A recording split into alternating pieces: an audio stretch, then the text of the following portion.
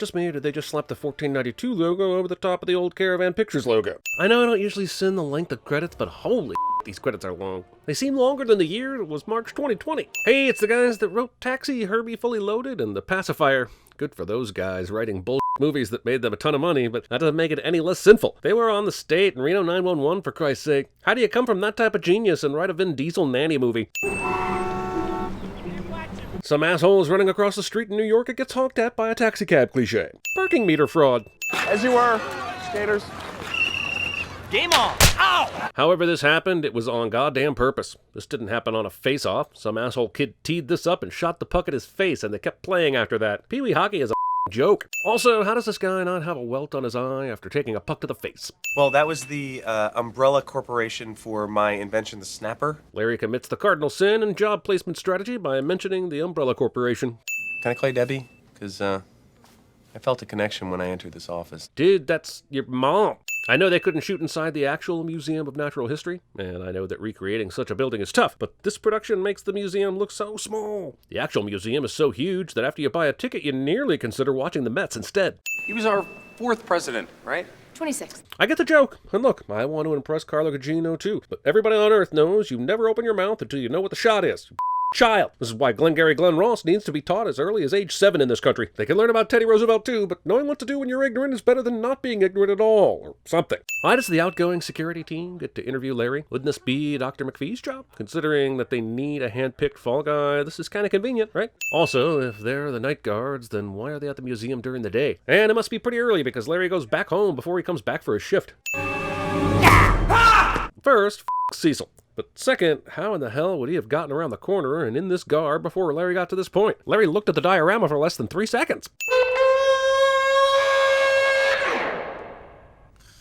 Got a question. Why should we root for this guy? Yeah, he's got a kid and he doesn't want to lose his ability to see the kid. But what about him makes us want him to succeed? Don't know why a dinosaur skeleton needs to drink water, but hey, nice visual. Number 1, throw the bone.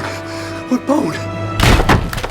Okay, look, if the bone was such a big part of keeping this T-Rex happy, then why did it wake up, sneak past a sleeping Larry, and quietly go to the water fountain to get a sip of water? Also, who writes down directions that simply say, throw the bone without any other goddamn explanation?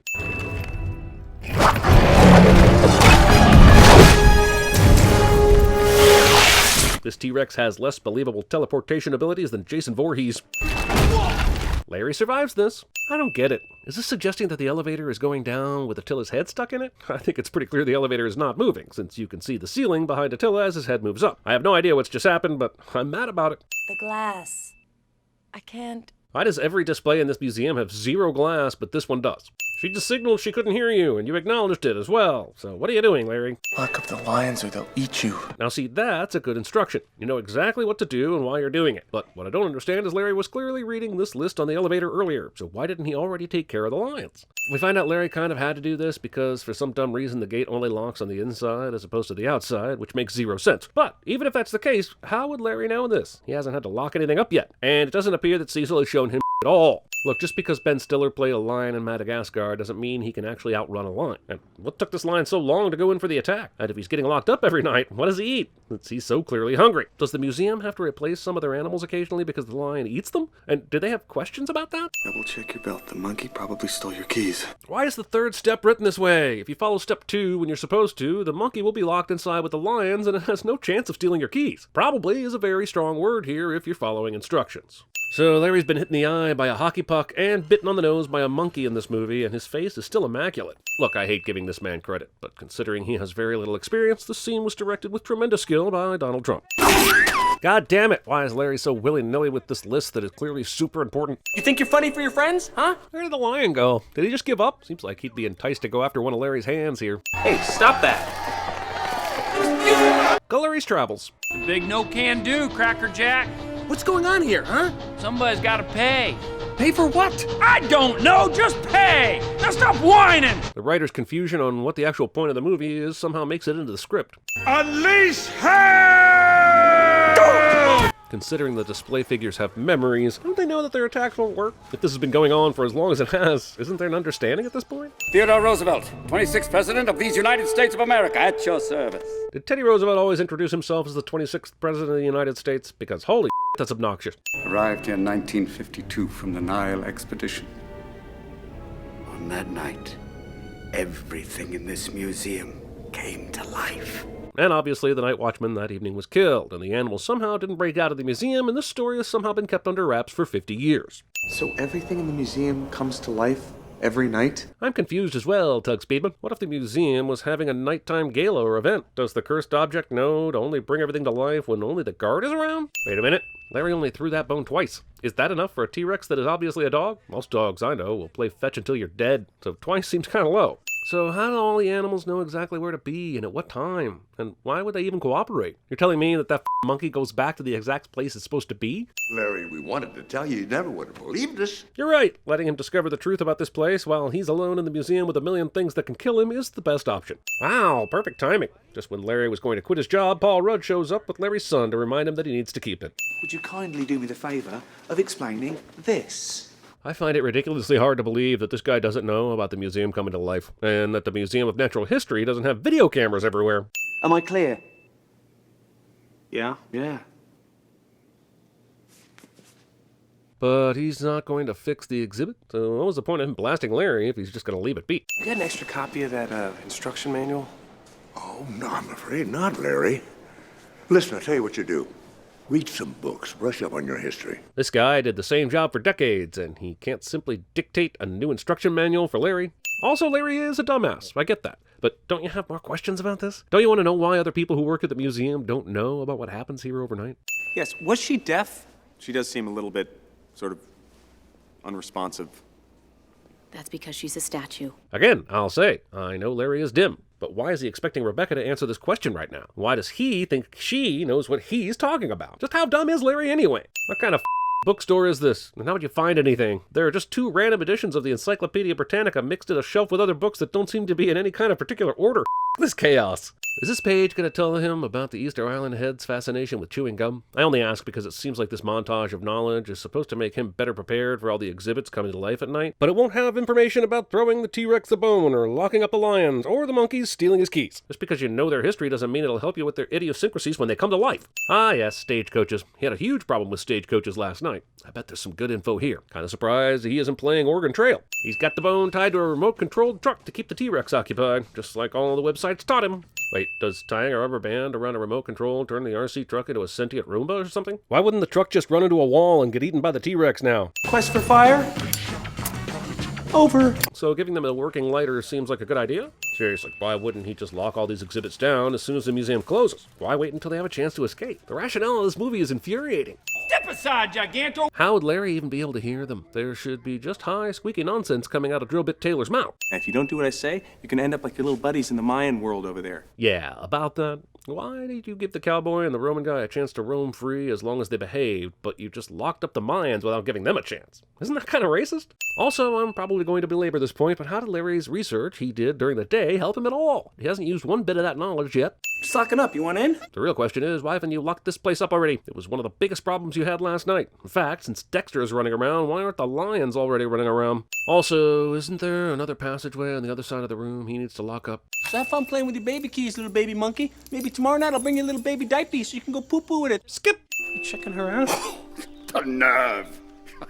Checking her out.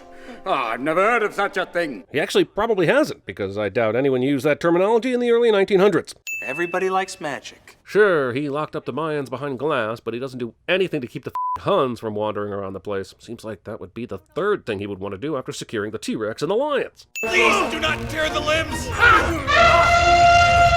Escape animals ex machina? What exactly in the made these animals suddenly want to run down the steps together like they're in the Lion King? They didn't do that last night. Hey guys. I know that Larry pulled these guys up here, but how in the did all these guys behind him get up here? Those guns don't even work. And why don't they? Every weapon we've seen in this movie has firepower. Why would these guns in particular be useless? Flogging the dolphin! Was that door seriously not locked? How have they not lost more exhibits at this point? And wasn't this door locked on the first night? Just want to show them what I do. That's all. I don't think Nicky has any room in his heart for more disappointment. You won't be disappointed. But he might get eaten. Or tortured, but definitely not disappointed, and that's the important thing. Listen, you're gonna hang out in the security office till everyone's gone, then I'm gonna come get you. But Larry is trying not to get fired, right? Because sneaking your kid into work doesn't seem like the smartest move. This is gonna sound crazy, all right? Oh, Lord. He's going to tell Rebecca about the impossible thing that you can't ever believe unless you see it for yourself. There are ways of making her want to stay that don't involve him sounding crazy, but he went right for the absolute worst choice. Also, still kind of having a hard time believing that this history geek hasn't been to the museum after hours. The idea that nobody who works at the museum has ever been here after hours is killing me. Does seriously no one ever lock that front door? This is weird. Guys, come on. Main character has to prove to someone close to them that whatever weird is happening is really happening, but on that night it doesn't happen, even though it's been happening consistently up until that point cliché. You guys shouldn't be here. These guys are super dumb criminals. Why would they take a tablet before all the stuff comes to life in the museum? Wouldn't you wait until early morning to do this? Because now, when none of the comes to life, of course Larry is going to find out that the tablet was stolen. And sure, they don't know Teddy Roosevelt told them the whole story, but why make him suspicious at all, even if he's a dumbass? And yes, maybe they think he got fired, but we'll talk about that in the next scene. I'm sorry to tell you this, son, but your dad doesn't work here anymore. Got fired this morning. Couldn't hack it. But why do you think he got fired? Unless you two were in the lobby when Dr. McPhee fired him and you didn't stay around to find out that he gave him one more chance. Also, how did they not know that Larry was here tonight? Did they just assume nobody would be here and they could just take what they wanted? Did they actually think the museum was going to be 100% guardless tonight?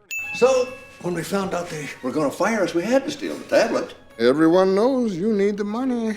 Add to that the stuff we planted in your place. Pretty obvious you committed the crime. I'm still unclear as to why they needed Larry to be their guy for this. The other people the job placement office sent got rejected. I guess because those people didn't need the money and couldn't be framed. Also, this is why the lack of video cameras in the Museum of Natural History makes no sense. That any asshole can come in here and frame somebody for a burglary like we're living in 1958 is madness. Let's grab everything we can fence. I don't know about you, but I'm planning on a long retirement. I don't get it. Does the tablet make you guys immortal? I know it's supposed to give you energy at night, but I didn't realize you could live forever on it. 2 of you are in your 80s, and 1 of you is in your 70s. Just how long of a retirement are you hoping for? And are you all roommates? The only way this tablet works for all of you is if you live in the same place. So what exactly is the range of the tablet? Because once they get away from the museum, wouldn't they just turn back into mannequins and statues again? I never did any of those things. Teddy Roosevelt did.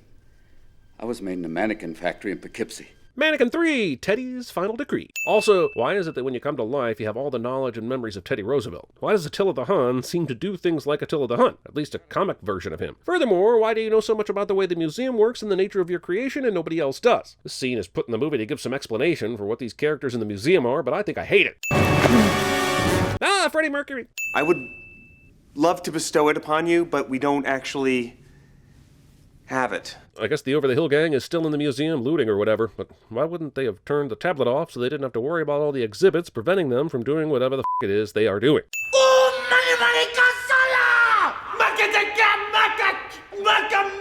This goes on for some time. Pardon me, Larry. I speak Hun. Oh, you did not. Also, why the haven't you intervened already? And why were you asking who Attila and the Huns were just a second ago?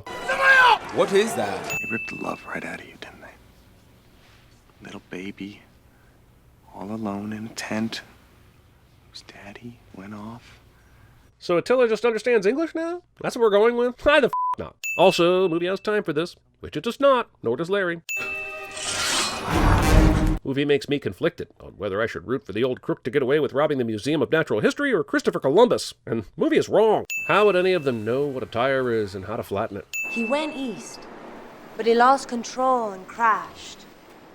You're amazing. How can you tell that? How did none of them see that the first time they went outside? Is this guy seriously going to try and take a stagecoach back home? They're still in Manhattan, right? Don't you think this might be a little suspicious to the cops on duty? Teddy, I need a horse.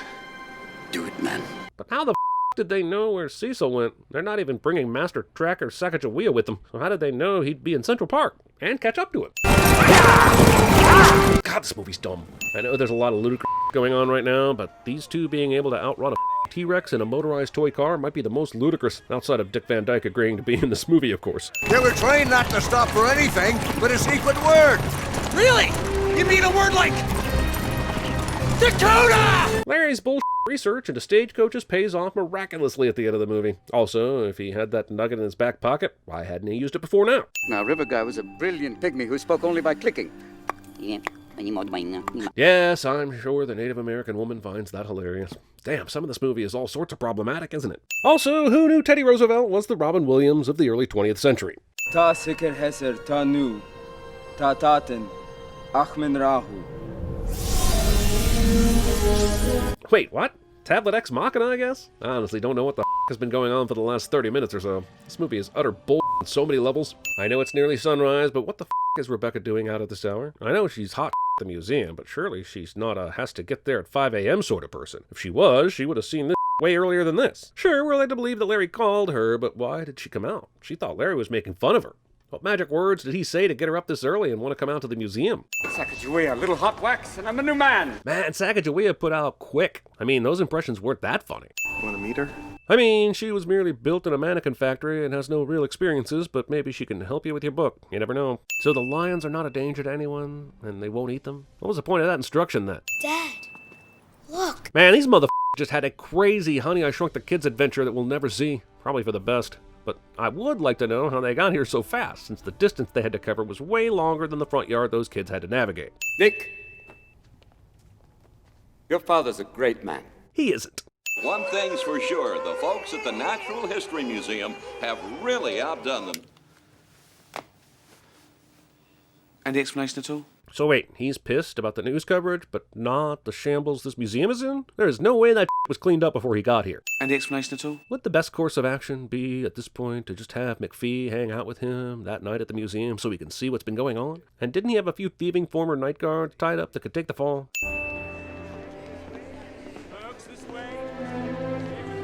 Holy all the stuff the news captured really brought in the crowds today. When Meg Ryan from You've Got Mail hears about this, she's going to be pissed. I'm glad everything worked out, but how long do you think this publicity stunt is going to bring people into the Museum of Natural History? In the end, you're either fascinated by such a museum or you're not. You're never going to see these figures wandering around the place like Larry does. And later, we see all these people and animals dancing around at a party. How long before the cleanup becomes too great and Dr. McPhee wants to fire this guy again?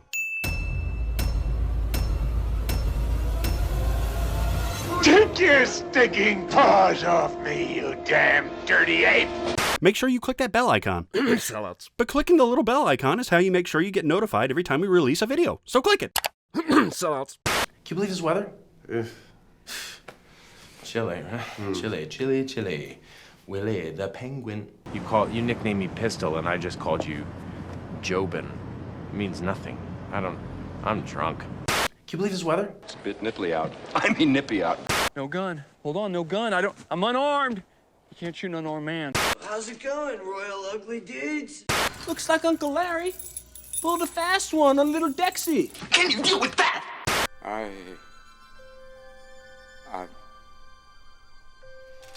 You know, you're in more dire need of a blowjob than any white man in history. End of the line, Cool Breeze. Nobody makes me bleed my own blood. Fool me once, shame on you. You fool me, we can't get fooled again. Must go faster. Hey, hi, how you doing? 10,000 years will give you such a crick in the neck. What was wild was that the guy who looked the most like a bitch was getting all the women.